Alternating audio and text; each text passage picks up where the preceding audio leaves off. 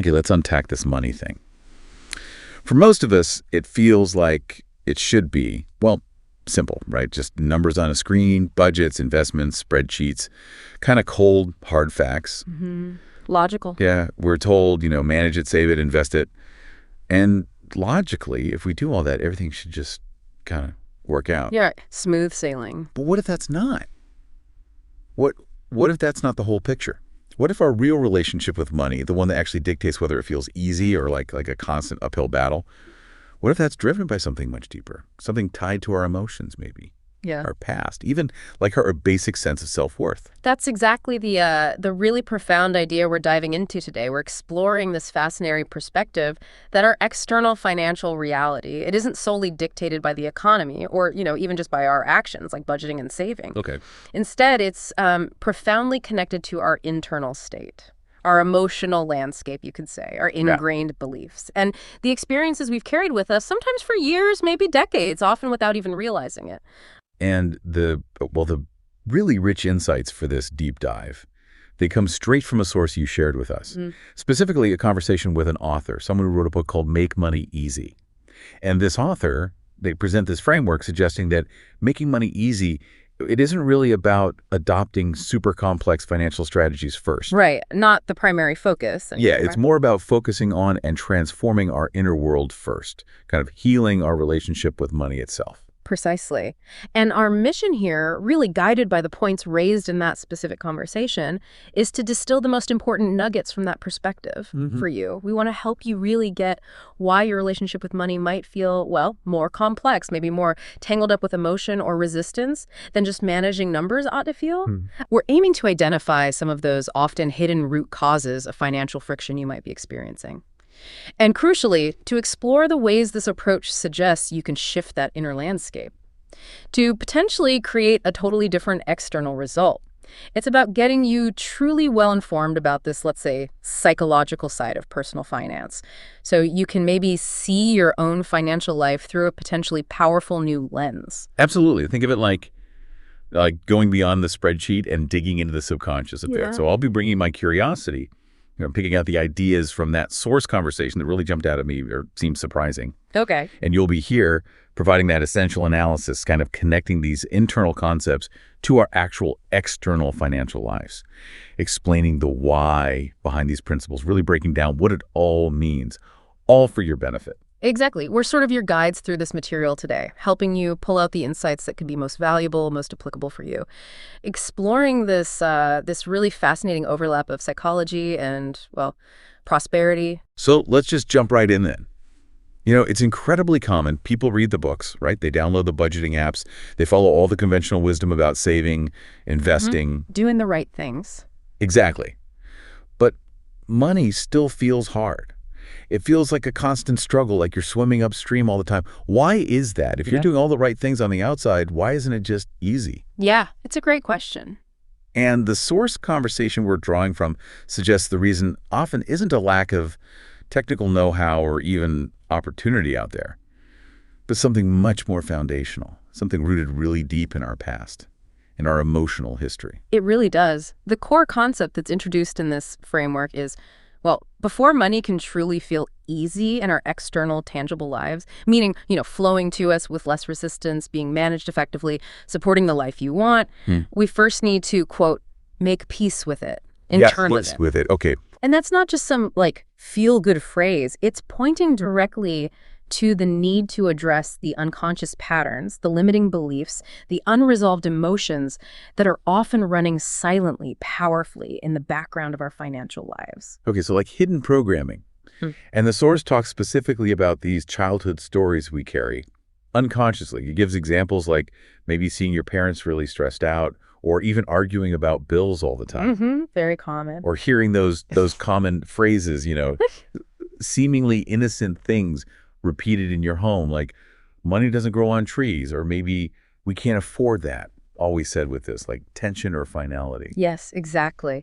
And those early observations, those common sayings, They weren't just delivered in a vacuum as neutral economic facts, right? They were often embedded in the emotional climate of our homes. Think about a child witnessing parents arguing about bills. It's not just seeing numbers on paper. It's absorbing that palpable stress, maybe fear, the conflict that gets associated with money. Right. You feel it. Yeah, it imprints this deep association. Money equals anxiety, or money equals danger. Similarly, hearing money doesn't grow on trees over and over, especially when a kid asks for something, it's not just explaining scarcity. It can carry these undertones of maybe shame or guilt, like wanting things is bad, or that earning money is supposed to be this inherently difficult, painful struggle. These early experiences, they form a kind of emotional blueprint around money. And this feels like the critical point. Why are these childhood lessons, these emotional imprints, why are they so incredibly sticky? Why do they follow us into adulthood and keep influencing our financial lives, often overriding our, rational intentions, even when we're trying so hard to be responsible adults with budgets and plans? Yeah, that's where the psychology really comes into play. As kids, our brains are just sponges, especially for emotional information. We're building our fundamental models of how the world works, how relationships function, what things like security and scarcity even mean. And money is a huge part of the adult world we observe. So, the emotions we saw or felt around money from our primary caregivers, parents, grandparents, whoever raised us, they become deeply ingrained, often way below our conscious awareness. It's not just about surface memories, it's foundational conditioning. Our brains literally learn to associate certain feelings like fear, stress, maybe shame with the whole concept of money. And those associations can become automatic triggers in adulthood. Wow. Yeah, influencing our decisions, our reactions, long after we've forgotten the specific event that maybe created the link in the first place. It connects to concepts like implicit memory, emotional conditioning. Right. Our bodies and subconscious minds remember the feeling tied to money from childhood, even if we don't consciously recall the specifics. And you can immediately see how those specific examples might just translate directly into adult behaviors, can't you? Like if you grew up seeing parents fight constantly about bills. Maybe as an adult, you have this intense, almost phobic avoidance of looking at your own bills or creating a budget, because subconsciously it just triggers that same childhood anxiety, that feeling of helplessness. Absolutely. Or if you were constantly told money doesn't grow on trees and you saw your parents really struggling, maybe you subconsciously believe that earning money has to be a hard, grinding, exhausting struggle. Right. Like that's the only way it counts. Yeah. And that belief could lead you to, I don't know, under-earn maybe? Or self-sabotage opportunities for easier income, or feel really guilty if things do come easily, because it just doesn't match that ingrained hard work equals money program you absorbed. Exactly. The potential manifestations are incredibly diverse. Believing money is fundamentally stressful. That can lead to chronic procrastination on financial tasks. Feeling deep down unworthy of having money, perhaps stemming from childhood messages about your family's status or your own perceived flaws that can lead to behaviors that actually push money away, or spending patterns that just quickly deplete whatever comes in. Seeing money as dirty, maybe, or the root of all evil, perhaps from observing conflict it caused, that can make you deeply uncomfortable earning it or even just possessing it.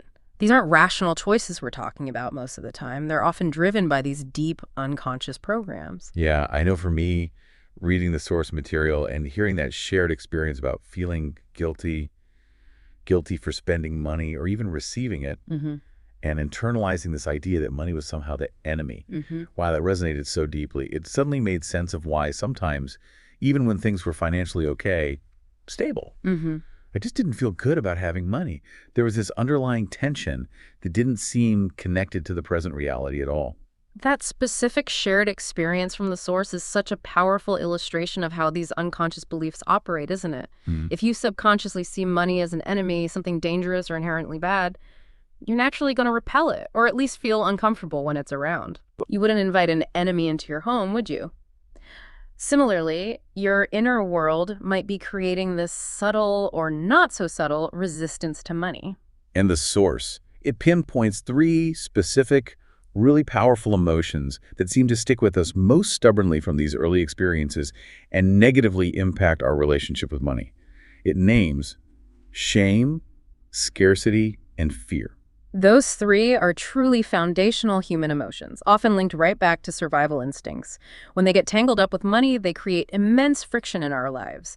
Shame might stem from feeling inadequate due to your family's financial situation growing up, or maybe from internalizing messages that wanting money is greedy or selfish or somehow morally wrong. It creates this feeling of unworthiness around having wealth. Okay, makes sense. Scarcity. Well, that's the direct adult echo of those not enough messages. It's a deep-seated belief that resources are limited, that there probably won't be enough for you, and that you constantly have to fight for your share for the scraps. That constant feeling of lack. Exactly. And fear often comes from witnessing or directly experiencing financial instability, conflict, or lack. It basically wires money to the threat response system in your brain, associating it with potential hardship, insecurity, danger. So let's break that down a bit more. How do these specific emotions, shame, scarcity, fear, how do they actually show up in our adult financial actions? Or maybe more often, our inactions? Oh, they manifest in countless ways, often very subtly. Fear of triggering past anxiety, for instance, might lead you to completely avoid looking at your bank statements, your bills, your investment portfolio, preferring to stay in the dark rather than face potential discomfort. Right, the head in the sand approach. Exactly. Scarcity fear can drive impulse spending, that feeling of, I better grab this now because who knows if I'll have the money later. Or, conversely, it can cause this crippling inability to spend money, even when it's necessary, or would improve your life. Two sides of the same coin. Precisely. And shame. Shame can lead to hiding your financial situation from others, maybe even from yourself. Or it can manifest as this deep belief that you don't deserve to earn more, or accumulate wealth, which then leads to under-earning or unconsciously sabotaging good opportunities. These emotions create powerful, often quite irrational behavioral patterns that just override our logical financial intentions. Okay, this is where the deep dive connects right back to you, the listener. As you hear us talking about this, just maybe take a moment. Think back to your own childhood. What were the messages, explicit or implicit, that you heard about money? Yeah. What emotions did you witness or feel around finances in your home? Was it tense? Was it secretive? Was it maybe carefree? Just notice. And have you ever felt that familiar pang of shame when discussing money? Or maybe a persistent sense of scarcity, even when logically you know you probably have enough? Or that visceral fear when thinking about your financial future, even if things seem okay on paper right now? Just pausing to honestly ask yourself those questions without judgment. That, as the source perspective really emphasizes, is the crucial, absolutely non-negotiable first step. It's awareness. That seems almost Yeah. too simple, given how complex the issue feels. Yeah. Just asking, what did I learn about money growing up? How can such a simple question be so powerful in potentially shifting decades of ingrained behavior? Because it's fundamentally about bringing what has been unconscious into conscious awareness. Think about it. These beliefs, these emotions, they've been operating like hidden software running in the background, dictating your actions and reactions around money without you even realizing their origin or their influence. Okay. Asking the question is like flicking on a light switch in a dark room. Suddenly the pattern becomes visible. And once you can see the program, for example, recognizing, oh, my anxiety about bills stems from seeing my parents fight about them, not necessarily from my current ability to pay them, you create space. Space between the trigger and the reaction. Exactly. Space between the trigger and your automatic reaction. And in that space, you can begin to consciously interrupt the pattern. The source really emphasizes this point, that asking this question alone with genuine curiosity and honesty really can uncover decades of emotional programming. It's the necessary prerequisite for any deliberate change. Decades of programming, unlocked by a simple question. Wow. Okay. So let's say we've done that initial work. We started uncovering these old stories, these hidden emotional drivers. Now what? We can't just sit with the awareness of our past programming, right? That feels like it would just be intellectual understanding, not real transformation. No, absolutely not. Awareness is the start, not the end point. So this leads us logically, practically, to the next stage discussed in the source. Yeah. Actively changing the script. Exactly. The framework presented moves really beautifully from uncovering the past to consciously building a new, more empowering foundation right here in the present. The central question then becomes, okay, how do we shift from being passively programmed by our financial history to actively, consciously creating a new, healthier, more supportive relationship with money, starting right now? And the source suggests that the very first step in actively rewriting the narrative is a fundamental shift in how we perceive and, well, treat money itself. Yeah. It starts, surprisingly simply, with respecting money.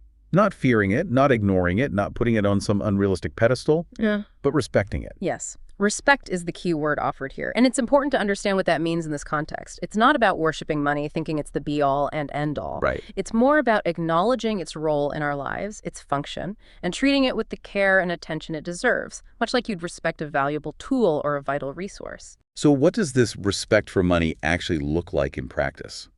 The source clarifies it's not just some abstract idea. It translates into very tangible actions. It means things like consistently tracking where your money comes from and where it goes. It means understanding your financial situation, knowing the numbers, not avoiding them. Okay. Facing it? Exactly, facing it. It's about treating money like a flow of energy and value that moves through your life. Something worthy of your mindful attention, rather than something dirty or scary or confusing or maybe ultimately unimportant except for what it can buy. It's about engaging with money consciously, not reactively or avoidantly. And how does simply tracking money or paying attention to where it goes, how does that simple act transform the relationship from one potentially rooted in fear or avoidance to one based on respect and understanding? Because fear and anxiety, they thrive in the dark, right? In the unknown. When you avoid looking at your finances, money becomes this mysterious looming source of potential problems, of stress. Yeah, the boogeyman in the closet. Kind of. Tracking it, understanding the numbers, seeing the flow, even if the numbers aren't exactly what you want them to be right now, it brings it out into the light. It makes money concrete, manageable, less intimidating.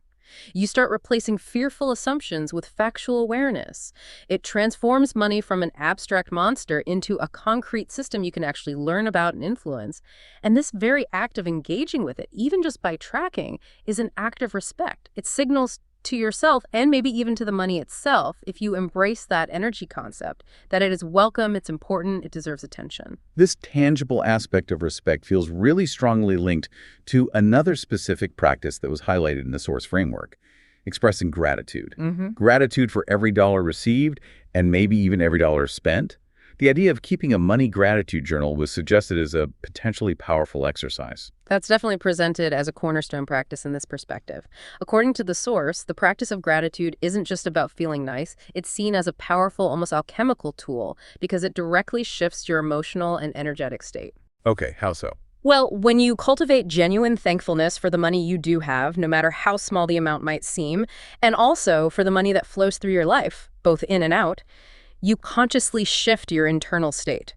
You move it away from one of lack, which is so deeply rooted in that scarcity and fear we talked about, towards a state of abundance.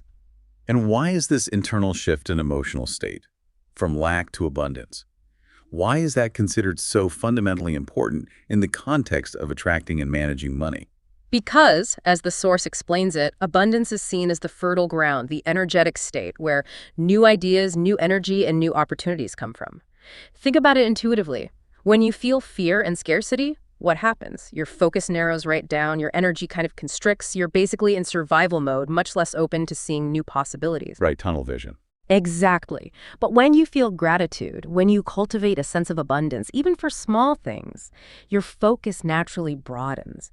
Your energy expands. You become more creative, potentially more resourceful, more optimistic, and crucially, more open to seeing and seizing opportunities that might have been totally invisible when you were stuck in that state of fear.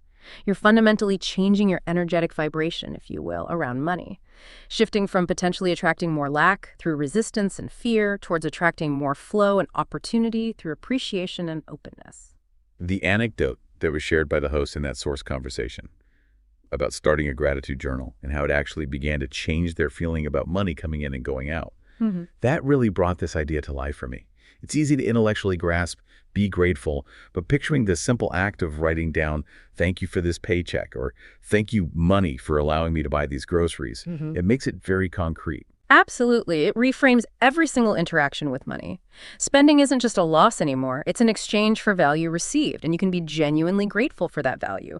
Receiving money, whether it's a big paycheck or finding a dollar on the street, becomes a moment for genuine thankfulness, reinforcing the idea that money does flow to you. So connecting this immediately back to you, the listener, Yeah. have you ever consciously considered expressing gratitude for your money? Not just for, big windfalls, but for every amount.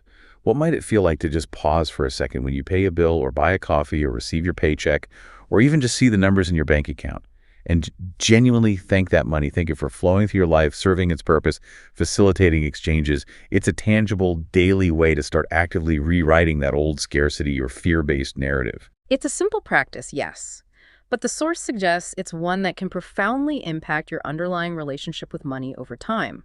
And this internal shift, cultivating respect and gratitude, deliberately moving towards a state of abundance, it naturally changes how you view the very nature of money itself. It stops being something to be desperately chased or hoarded out of fear or seen as the ultimate goal in itself, and becomes instead something that flows as a result of something else you provide or contribute. Which brings us really seamlessly to the next core concept from the source framework, the flow. If you're cultivating this internal state of respect, gratitude, maybe abundance, Yeah. how does this perspective suggest you then interact with the external world to allow money to flow to you? Yeah, the core idea here is really a reframing of what money fundamentally is. The source posits quite simply that money is just an energy exchange, value for value. Value for value. Okay, that sounds pretty straightforward, almost like basic economics 101. But the source expands on it significantly by stating, quite unequivocally, money comes to those who provide value. It's not about chasing money directly as the primary objective. This is an absolutely crucial inversion of the common mindset. It really turns things on their head. Most people approach their financial lives from the perspective of, okay, I need money. How do I get money? The getting focus. Yes, which often leads to focusing solely on income streams, maybe chasing financial products or trying to figure out how to extract money from situations. This perspective shifts the focus entirely. It asks, how can I be valuable? How can I contribute something that others genuinely need or want? Money then becomes a byproduct, a natural reflection, a consequence of the value you offer to the world. So, if money is fundamentally a reflection of the value provided, what does that imply about those periods in our lives or our careers or maybe our businesses when money isn't flowing as easily as we'd like? Conventional wisdom might say, work harder, cut expenses, find a new job. What does this perspective suggest we look at? Well, from this viewpoint, it would imply a need to look inward first, not just outward at the external circumstances or the market. It suggests examining the value being offered. Are you clearly identifying the problems you solve for others? Are you effectively communicating the benefit or contribution you provide? Are you showing up in a way that allows your unique value, your skills, your knowledge, your energy, your creativity to actually be seen, received, and appreciated by the market or the people around you? Interesting. It shifts the focus from just the sheer effort you're putting in to the impact and the help you're creating for others. It becomes a question of alignment. Is the value you're truly capable of providing finding a way to be effectively exchanged in the world? And the source pushes this idea even further by saying the focus shifts from doing things specifically for money to a deeper focus on becoming someone valuable. This means asking questions like, how can I serve? How can I solve problems for others? Not primarily, how can I make a lot of money? Exactly. This fundamentally reframes our relationship with work, with career, with contribution in general. It's not just about ticking off tasks for a paycheck anymore. It's about understanding the positive impact, the solutions, the help, the transformation you provide to others by applying your unique skills, knowledge, and energy. Whether you're a plumber fixing someone's leak, a teacher inspiring a student, a writer creating a compelling story, or, a friend offering genuine support, you are providing value. This framework suggests that aligning yourself with the intention of providing genuine value is the engine that actually drives the flow of money. The source uses this really powerful framing. Instead of waking up thinking, ugh, I need more money, shift your internal question to something like, how can I be of more service today? And there's a line that really stuck with me about the energy of showing up to offer value. It wasn't just about the action itself. Yes, the source says, and it's a really insightful distinction, when you show up to offer, not beg, not hustle, but offer value, people feel it. The universe responds to that alignment. Think about the energetic difference there. Begging or desperately hustling, that often comes from a place of fear, right? Lack, desperation, it feels kind of grabby, maybe needy. Yeah, you can feel that energy from people sometimes. Certainly. Offering value, on the other hand, coming from a place of genuine desire to help or contribute, feels expansive. It feels generous. And people are naturally more drawn to and more willing to compensate value that's offered with integrity and capability far more than they are to desperation. And that energetic difference, it isn't just theoretical, is it? It's palpable in our interactions. When you genuinely focus on serving and solving problems, you build trust, you build rapport, you attract opportunities much more naturally than if your primary visible drive is simply extracting money from others. It's about aligning your actions with that fundamental principle. Providing valuable contribution precedes and facilitates financial reward. It is. It shifts the focus from a purely transactional mindset to more of a contribution mindset. So this idea connects directly back to you again listening right now. Take a moment to reflect on the value you already provide. In your work, sure, but also in your relationships, your community, maybe your creative pursuits. What problems do you naturally solve for others? How do you make things better or easier for the people around you? And where could you potentially offer even more service, solve more problems, or apply your unique skills in a way that benefits others? Seeing yourself not just as someone needing money, but as a source of valuable contribution. That's a powerful internal shift right there. And this whole concept of giving value, of focusing on contribution, it flows really naturally into another significant concept discussed in the source: generosity. Right, let's explore that. Because the source makes a suggestion about giving that might initially sound, well, pretty counterintuitive. Especially if someone is currently feeling financially stretched or struggling, it actually suggests giving, even when you feel like you don't really have enough yourself. It certainly does sound counterintuitive from a traditional scarcity mindset, doesn't it? If you feel like you barely have enough to cover your own needs, the idea of giving any of it away, well, it feels like a direct threat to your survival or security. It feels risky. Yeah, my first reaction is, no way. Totally understandable. But the source framework is careful to clarify what kind of giving is being discussed here. It's explicitly stated this is not about giving beyond your means. That would be irresponsible, likely stress-inducing. Okay, good clarification. Instead, it's about giving from your heart. All right, so what's the crucial distinction there in this context? Giving beyond your means versus giving from your heart. It's entirely about the intention, the emotional state behind it, and your genuine capacity. Giving beyond your means is often driven by external pressure, maybe guilt, obligation, or even this kind of desperate, fear-based attempt to buy good fortune or attract money by force. It often creates stress and even resentment later. Giving from the heart, on the other hand, is driven by genuine willingness, maybe empathy, and a recognition, even if small, that you do have something valuable to share.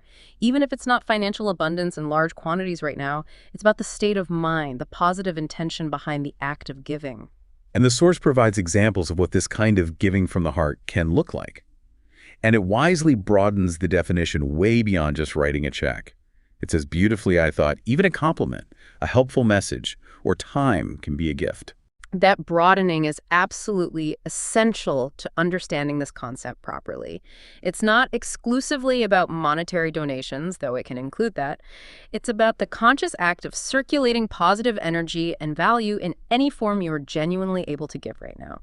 Your kindness, your words of encouragement, sharing your specific expertise, giving someone your focused attention, your willingness to help a neighbor move a heavy box. And these are all incredibly valuable gifts you can potentially offer. When you give from the heart, the feeling behind the giving is one of abundance and connection, not one of lack and obligation. This is where the source framework explicitly contrasts the two mindsets when it comes to this idea of giving. Right. The scarcity mindset looks at the idea of giving and says almost instantly, I don't have enough to share. Its focus is entirely on the perceived lack, the fear of not having enough for oneself. Protection mode. Exactly. The abundance mindset, even when someone isn't necessarily financially rich, looks at giving and says, I always have something to give. Its focus shifts to the inherent capacity to contribute, the willingness to participate in the flow of value, however small. And the powerful insight here seems to be that the act of giving even small, non-monetary acts isn't just an outcome of having abundance. It's actually a practice that reinforces the abundance mindset itself. It's like building a muscle. Precisely. By consciously acting as if you have something valuable to give, whether it's that compliment, a piece of useful advice, or an hour of your time helping someone, you strengthen the internal belief that you do have capacity, you do have value, you are someone who can contribute.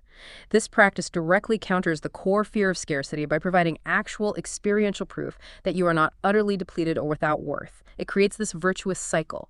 Acting generously tends to foster feelings of abundance, which then makes future generosity feel more natural and less threatening. And the source then introduces the principle that giving opens channels of flow.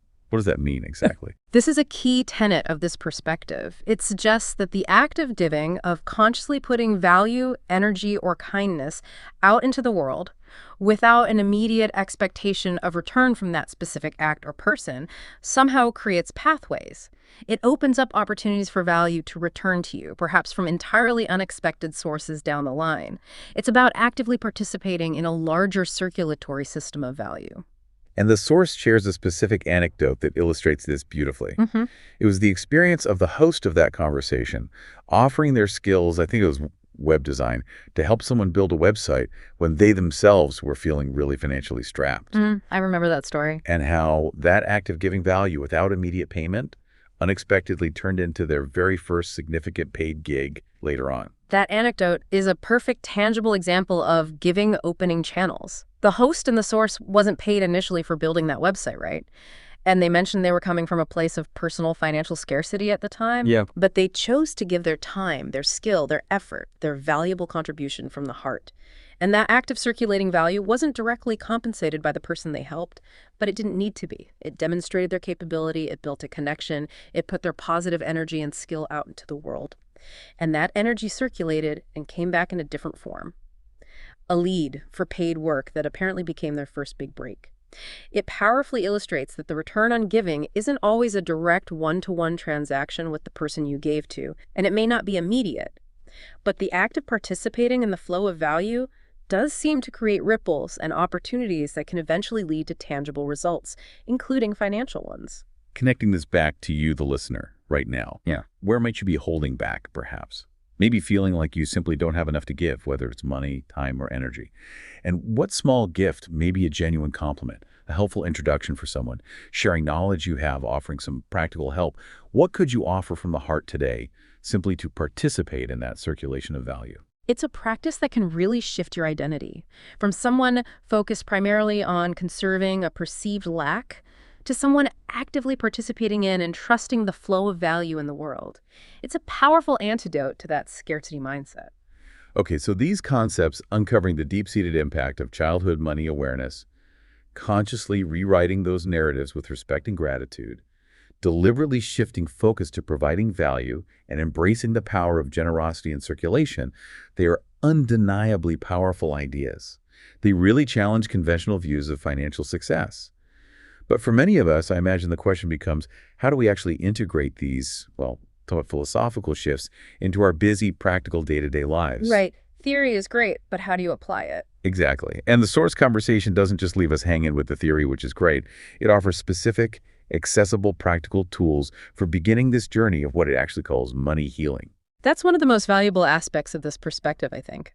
It moves beyond just interesting concepts and provides concrete, actionable steps you can take, like today, to begin applying these principles and actively changing your relationship with money. The source presents 3 key tools for starting this money healing process. Let's break those down. The first practical tool suggested is the money audit. What's that involve? Describe that one in detail.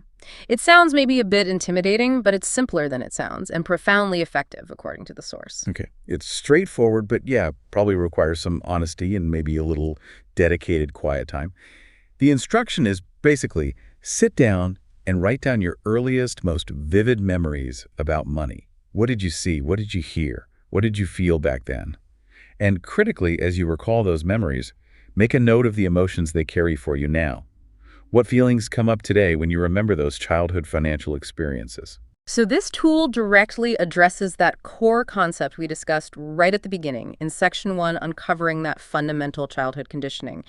It provides a structured, deliberate way to actually do that essential awareness work we talked about earlier. It's not enough to just intellectually agree, yeah, childhood affects me. This exercise is designed to help you specifically identify how it might have affected you personally around money.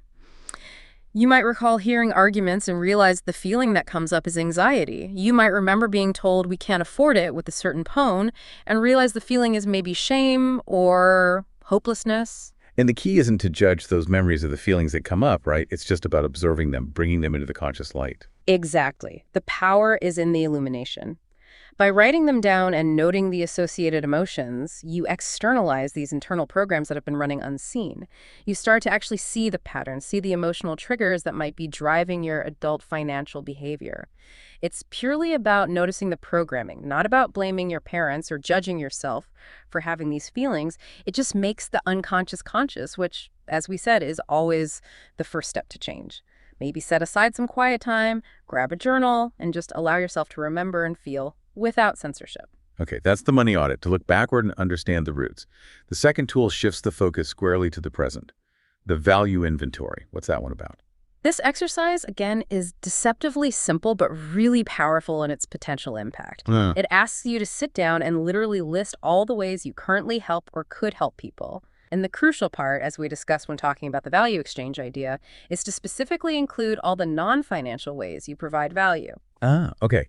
So this tool connects directly back to that core concept from Section 3, the value exchange mindset, the idea that money flows where value is provided. It's designed to help you see, and maybe more importantly, appreciate your inherent worth and potential contribution to the world, often in areas you might completely overlook because they don't have an immediate dollar sign attached. Precisely.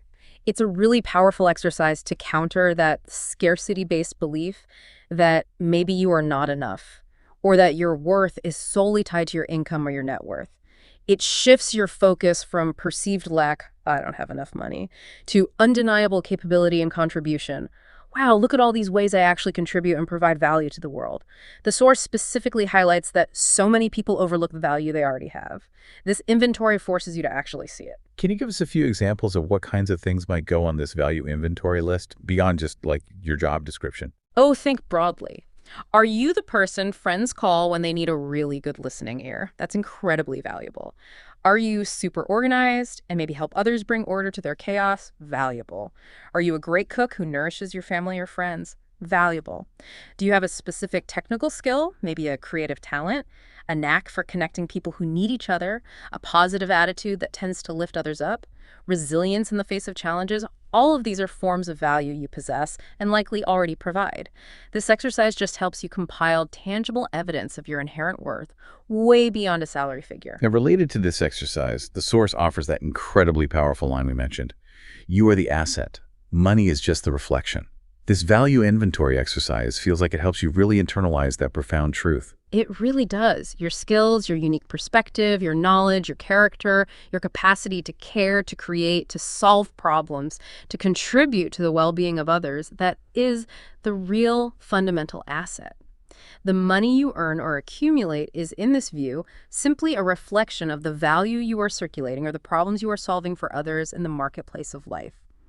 This exercise helps you consciously identify and appreciate that deep inner asset within yourself. Okay, so we've looked backward with the money audit, we've assessed our present value with the value inventory, and finally, the third tool brings it right into the very fabric of our daily lives, the daily money respect practice. This is perhaps the simplest one in terms of execution, but the source emphasizes that it is simple but powerful.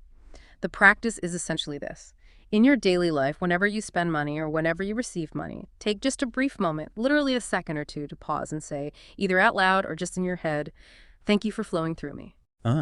So this tool directly integrates those concepts from Section 2, respecting money and practicing gratitude, right into your daily life in a very concrete, consistent, and mindful way. It makes the interaction with money a conscious act rather than maybe an automatic or emotionally reactive one. Exactly. Whether you're physically handing over cash for groceries, swiping a card for gas, getting a notification on your phone that a deposit hit your account, seeing numbers change in your bank app, or paying a bill online, it's a micro moment to just acknowledge the energy exchange happening. It's an act of gratitude for the service that money provides in facilitating the exchange of value. And it reinforces that idea of money as a flow, a circulation, rather than something to be gripped onto tightly out of fear or maybe pushed away in discomfort. It subtly but consistently begins to reprogram your emotional response to the presence and movement of money in your life. And you can do this anywhere, right? With any form of money, physical cash, a digital transaction, seeing a direct deposit number. It's incredibly accessible. It's about building a new habit. A habit of acknowledging money with respect and gratitude every single time you interact with it, anchoring you in the present reality of its flow, rather than getting pulled back into those old stories of fear or scarcity. So these three practical tools, according to the source framework, they really work together, don't they? To help you begin this process of healing your relationship with money. The money audit helps you uncover the past programming, the emotional triggers. The value inventory helps you see and appreciate your present capability, your inherent worth, shifting your focus from lack to contribution. Right. And the daily money respect practice integrates gratitude, respect, and awareness of flow into your very real daily interactions with money. It feels like a structured, multi-pronged approach to actually implementing the philosophical shifts we've been talking about. They provide tangible, actionable steps that move these powerful concepts from just being interesting ideas in your head to becoming part of your lived experience. They offer a pathway to consciously interrupting the old patterns and starting to build new, more empowering ones. Wow. This deep dive has really laid out a compelling case, I think, for looking beyond just the numbers, the budgets, the investments. When it comes to truly understanding and maybe improving our financial lives, we've explored pretty deeply the undeniable impact of those early childhood money stories and messages. And how they can embed those powerful, often limiting emotions like shame, scarcity, and fear. How those feelings can follow us right into adulthood, silently dictating our behaviors and creating friction around money, sometimes regardless of our actual external circumstances. But importantly, we've also thoroughly explored how the framework presented in the source suggests we can actively begin the process of identifying and rewriting those old narratives, starting with cultivating conscious respect and gratitude for money's role in its flow in our lives. And shifting our fundamental focus, moving away from desperately chasing money itself towards consciously becoming someone who provides genuine value in the world. Understanding that money is fundamentally an exchange, really, a reflection of that value. And how this deep understanding of value exchange connects directly to that powerful principle of generosity. How even small acts of giving can potentially open channels of flow and reinforce an abundance mindset, even when you're starting from a feeling of lack. All drawn directly from and elaborated upon by unpacking the rich insights presented in that particular source conversation we looked at, offering a really vital psychological dimension to financial well-being. And the powerful core takeaway message from this entire perspective presented in the source, and it feels like a truly impactful place to kind of land this, is this fundamental principle. Your outer wealth will never exceed your inner worth. That statement really encapsulates the entire philosophy we've explored today, doesn't it? It means that true, sustainable, and maybe easy-feeling wealth. It isn't just about the external accumulation of money or assets, although those are certainly part of it. It suggests it is fundamentally, deeply, inextricably linked to how you feel about yourself deep down, your sense of deservingness, your belief in your own capability, your confidence in your capacity to give and contribute valuable things to the world. If you believe deep down, maybe because of old programming or unaddressed emotions, that you are not worthy of wealth, or that money is inherently bad, or that there just isn't enough out there for you, that internal state will create a powerful, often invisible ceiling. Or maybe a resistance that limits your external financial results. No matter how hard you hustle, how smart your investments are, or how meticulous your budget is, healing your relationship with money from this perspective is fundamentally about healing your relationship with yourself, with your own sense of worth. And that kind of internal healing, well, it has ripple effects that impact so much more than just your bank account. It impacts your confidence, your relationships, your career trajectory, your overall sense of well-being and possibility in the world. So this deep dive, it really was for you. As you reflect on everything we've discussed today, from those sticky childhood stories to the practical tools, what resonated most deeply with you personally, where might you feel that old conditioning or maybe those limiting emotions showing up in your financial life today? And based on this perspective, where might you feel called to begin, maybe applying some of these insights? Or perhaps committing to trying one of those simple practical exercises we talked about, the money audit, the value inventory, or the daily money respect practice. And maybe just to leave you with a final thought to ponder, something that builds on this framework. If money truly is, at its core, just an exchange of value, just a reflection of contribution, what does that imply about some of these societal structures or career paths or even cultural narratives that seem to disconnect effort, contribution, and genuine value from financial reward? That's one angle. Or maybe if your internal relationship with money, perhaps marked by fear or control, avoidance or guilt, seems to mirror dynamics in other important relationships in your life. What might healing your relationship with money reveal about the path to healing those other fundamental connections as well? Those are powerful questions to sit with, really extending the principles we've explored today into broader life reflections. Thank you so much for joining us on this deep dive into the surprising connection between your inner world and your external financial reality. We sincerely encourage you to reflect further on these ideas and perhaps experiment with one of the practical steps we discussed.